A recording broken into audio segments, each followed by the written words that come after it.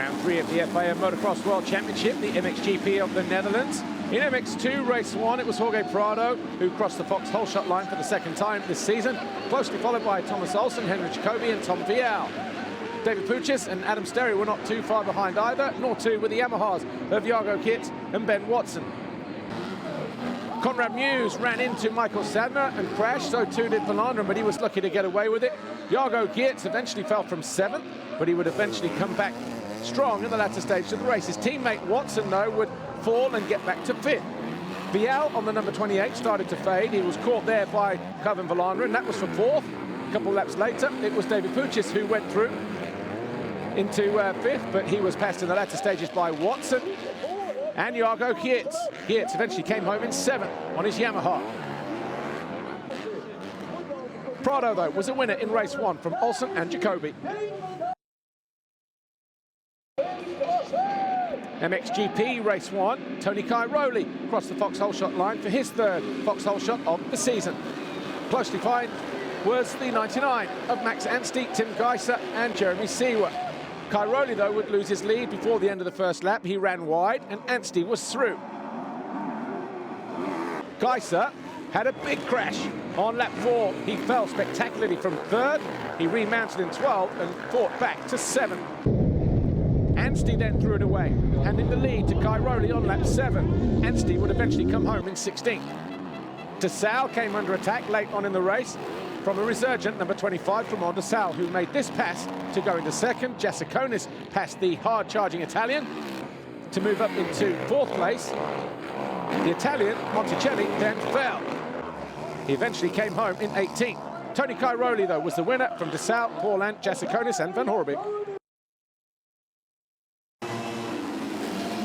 MX2 Race 2. Once again, it was Prado crossing the Fox hole shot line for the 3rd time this year. Once again, Henry Jacobi right behind him on the Kawasaki, and Olsen was never too far behind either, with his teammate in tow, number 14, Jed Beaton, and Tom Vial. Vial was up to 4th, though, by the end of the first lap. But he was in trouble. Number 303, Alberto Ferrato, made his move into 7th position, but then the 28 of Vial would fall out. He would pick himself up and rejoin the race, but would eventually come home in 13th place. Alberto Ferrato made a move on the 46 of David Puchis, on what was a good day for the Italian. Valandren made his move on Jacobi to move into 4th, which is where the HRC Honda rider would stay. Jacobi would eventually come home in 6th place. Prado won the race, but in a photo finish, it was Jago Geerts who crossed the line 0.157 of a second clear of Thomas Olsen to take 2nd. Olsen was 3rd, Valandren 4th, Watson 5th. And the overall belonged to Prado. Olsen 2nd overall, Geerts on the podium for the 1st time for Yamaha. Championship now looks like this. Olsen continues to hold the red plate. Jacobi is 2nd, Valandren 3rd, Prado up from 6th to 4th. Courtesy of his 2 race wins today. But Olsen continues to lead for Rockstar Energy Husqvarna as we head to Italy in a week's time. We are getting closer to our goal, and that's getting the red plate right now.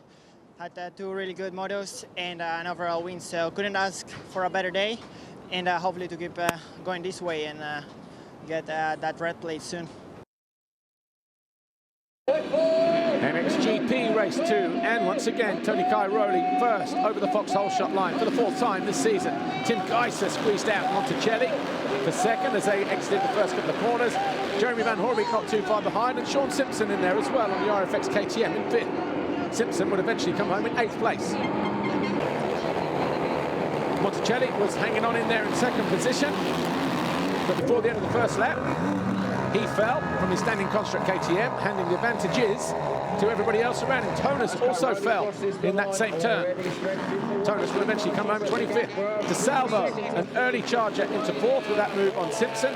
Jorge Paulant, though, fell spectacularly from 7th whilst trying to pass Lupino. The Yamaha rider would come home in 13th. Another hard charge through the field for Jago on the Husqvarna. That pass on Simpson put him into 5th place. He then went after Desalle, and she came home in 4th. Desalle would have to settle for 5th. Tony Cairoli, though, his 5th win from 6 starts in 2019, ensured the overall victory from Tim Gajser. And Jeremy Van Horbik, and the overall Grand Prix looked like this. Cairoli, Desalle and Gajser. Van Horbik and Jessiconis also tied on points for third, but losing out on a three-way tiebreak.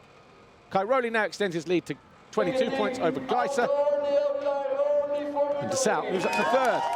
Gajser now heads home to Italy for round 4 with the red plate on the front of his KTM.